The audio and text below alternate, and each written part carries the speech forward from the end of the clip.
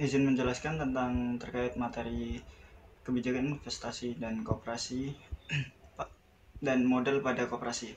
Yaitu investasi merupakan penopang perekonomian Indonesia yang digunakan sebagai penambah modal demi tercapainya target produksi dan pencapaian sektor lainnya. Apabila investasi melambat, maka perekonomian akan sulit untuk bertumbuh. Pemerintah menargetkan pada tahun 2020 hingga 2024, rata-rata pertumbuhan ekonomi akan tumbuh sebesar 6% per tahunnya. Untuk merealisasikan target tersebut, percepatan investasi di Indonesia perlu terus ditingkatkan. Kebutuhan investasi dinilai mendesak, khususnya terkait penciptaan lapangan kerja dan pertumbuhan ekonomi masyarakat. Akan tetapi, upaya percepatan investasi di Indonesia tidaklah mudah. Hal tersebut disebabkan adanya hambatan investasi Indonesia seperti efisiensi investasi yang masih rendah, regulasi berbelit, infrastruktur publik yang belum merata, dan juga tenaga kerja yang belum terampil atau memadai. Yaitu kebijakan pemerintah terkait tentang investasi, yaitu yang pertama adalah penyederhanaan regulasi. Dalam lampiran peraturan Presiden Republik Indonesia nomor 18 tahun 2020 tentang Rencana Pembangunan Jangka Menengah Nasional atau RPJM, terdapat 5 arahan Presiden. Salah satunya yaitu penyederhanaan regulasi dalam pendekatan Omnibus Law, yaitu penggabungan beberapa ketentuan undang-undang ke dalam satu undang-undang yang membatalkan undang-undang sebelumnya. Penyederhanaan regulasi ini sudah dilakukan melalui pengesahan Undang-Undang Nomor 11 Tahun 2020 tentang Cipta Kerja, yang salah satunya berisi tentang aturan penyederhanaan perizinan berusaha dan persyaratan investasi.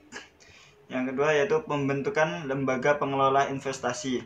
Dalam Undang-Undang Nomor 11 Tahun 2020 juga tercantum aturan tentang pembentukan lembaga pengelola investasi yang berfungsi untuk mengelola investasi dan bertujuan untuk meningkatkan serta mengoptimalkan nilai investasi yang dikelola secara jangka panjang dalam rangka mendukung pembangunan secara berkelanjutan.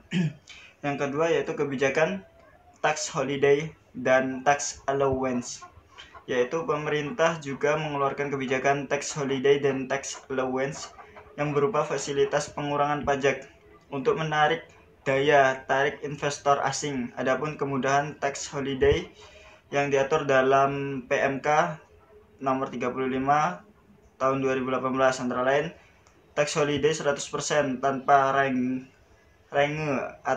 dan makin tinggi investasi makin lama tax holiday, mendapat 50% PPh selama 2 tahun sejak tax holiday selesai.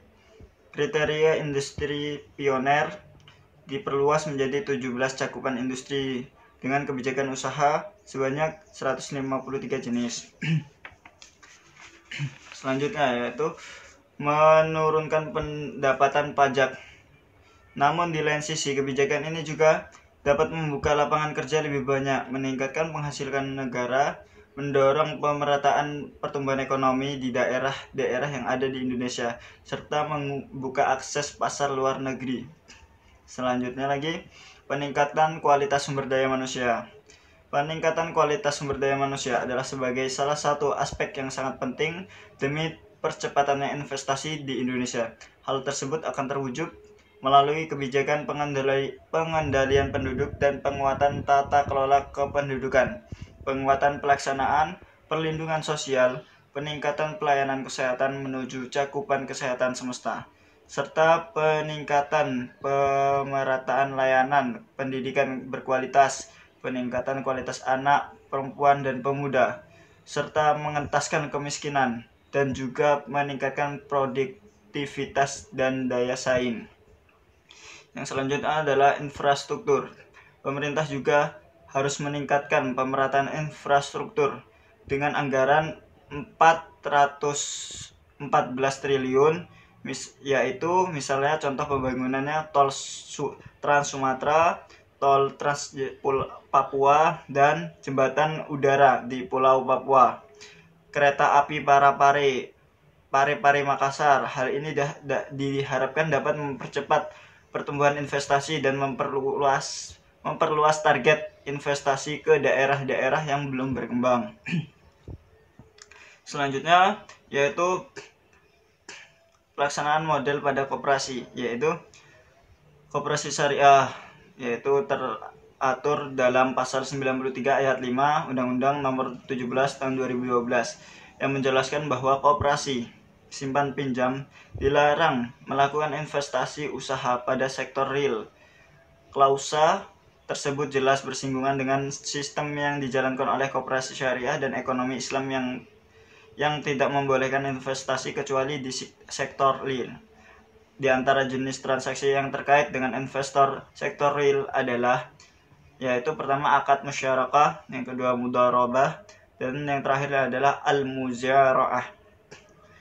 Oleh karena itu, dengan berlakunya Undang-Undang Nomor 17 Tahun 2012 yang melarang investasi di sektor real, secara tidak langsung undang-undang ini melarang koperasi syariah untuk melakukan akad-akad tersebut, yang sebenarnya akad tersebut merupakan ciri dari sistem keuangan Islam. Pada nyatanya telah terdapat aturan yang membolehkan pelaksanaan transaksi di atas seperti Kemenkop, Keputusan Menteri Koperasi dan UMKM Republik Indonesia nomor 91 /Keputusan MKUKM /9 Romawi /2004 tentang penunjukan pelaksanaan kegiatan usaha koperasi jasa keuangan syariah. Bersumber modal pada koperasi. Yang pertama, modal dasar. Tujuan utama mendirikan sebuah organisasi koperasi adalah untuk mengakumulasikan potensi keuangan para pendiri dan anggotanya yang meskipun pada awalnya berjumlah kecil tetapi tetap ada. Yang kedua, ini ada modal sendiri, yaitu terdiri dari A. Simpanan pokok. Simpanan pokok adalah sejumlah uang yang sama banyaknya yang wajib dibayarkan oleh anggota kepada koperasi pada saat masuk menjadi anggota. Simpanan pokok tidak dapat diambil selama yang bersangkutan masih menjadi anggota koperasi. B. Simpanan wajib. Simpanan wajib adalah jumlah simpanan tertentu yang tidak harus sama yang wajib dibayarkan oleh anggota kepada koperasi dalam waktu tertentu dan kesempatan tertentu. Simpanan wajib tidak dapat diambil selama yang bersangkutan masih menjadi anggota. C. Dana cadangan. Dana cadangan adalah sejumlah dana yang diperoleh dari penyisihan sisa hasil usaha yang dimaksud untuk menutupi kerugian koperasi bila diperlukan. Assalamualaikum warahmatullahi wabarakatuh. Saya Alvina Putri Indrawani. Saya di sini akan menjelaskan mengenai sumber-sumber modal pada koperasi. Yang ketiga, modal pinjaman terdiri dari A. Pinjaman dari anggota, yang dimana pinjaman yang diperoleh dari anggota koperasi dapat disamakan dengan simpanan sukarela anggota. Nah, kalau dalam simpanan sukarela, maka besar kecil dari nilai yang disimpan tergantung dari kerelaan anggota. Yang B, pinjaman dari koperasi lain. Pada dasarnya diawali dengan adanya kerjasama yang dibuat oleh sesama badan usaha koperasi untuk saling membantu dalam bidang kebutuhan modal. Yang C, pinjaman dari lembaga keuangan. Pinjaman komersial dari lembaga keuangan untuk badan usaha koperasi mendapat prioritas dalam persyaratan, yang dimana prioritas tersebut diberikan kepada koperasi sebetulnya merupakan komitmen pemerintah dari negara-negara yang bersangkutan untuk kemampuan ekonomi rakyat, khususnya usaha koperasi. Yang D itu obligasi dan surat utang. Untuk menambah modal koperasi, juga dapat menjual obligasi atau surat utang kepada masyarakat, investor untuk mencari dana di luar anggota koperasi. Yang E, sumber keuangan lain. Semua sumber keuangan kecuali sumber keuangan yang berasal dari dana yang tidak sah dapat dijadikan tempat untuk meminjam modal. Adapun surat yang membahas tentang modal pada koperasi syariah yaitu Surat Al-Hasir ayat 7 yang artinya apa yang diberikan Rasul kepadamu maka terimalah, dan apa yang dilarangnya bagimu maka tinggalkanlah, dan bertakwalah kepada Allah, sesungguhnya Allah sangat keras hukumannya. Dalam ayat ini menekankan tentang pentingnya mengikuti petunjuk yang benar dan menjauhi larangan yang relevan dalam konteks pengelolaan modal dan investasi yang sesuai dengan prinsip-prinsip syariah. Baik, di sini saya akan melanjutkan materi yang ketiga, yaitu tentang tantangan dan peluang. Tantangan dalam menerapkan kebijakan investasi syariah dan pengelolaan modal pada koperasi syariah. Adapun jika ditinjau berdasarkan eksistensinya ke depan, BMT akan menghadapi tantangan dan kendala. Yang pertama, tantangan suprastruktur. Sudah banyak dipahami bahwa permasalahan utama pengembangan lembaga keuangan syariah adalah kurangnya sumber daya manusia yang kompeten dan ahli, baik dari sisi syariah sekaligus operasional, keuangan, dan ekonomi. Tantangan yang kedua yaitu tentang infrastruktur. Dalam upaya mendukung pengembangan BMT menjadi koperasi, infrastruktur sarana dan prasarana menunjang jasa keuangan pada masyarakat menjadi sangat penting. Berdasarkan studi lapangan, tidak satupun BMT yang memiliki fasilitas online, apalagi sampai pada m-banking.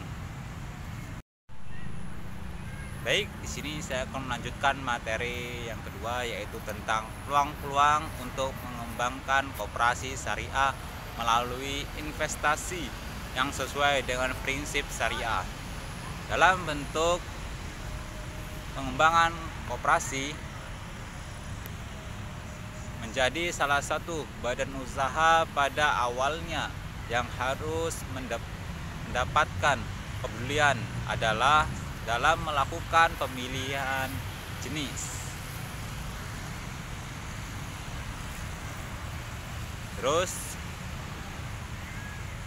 pelambaan yang sesuai dengan kebutuhan.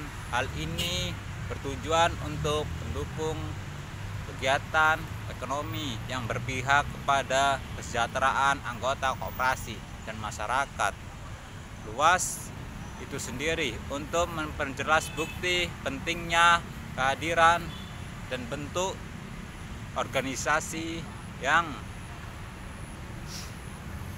dikelola dari masyarakat oleh masyarakat. Dan untuk masyarakat tentu saja keadaan ini sangat selaras terhadap konteks dan kehadiran koperasi itu sendiri.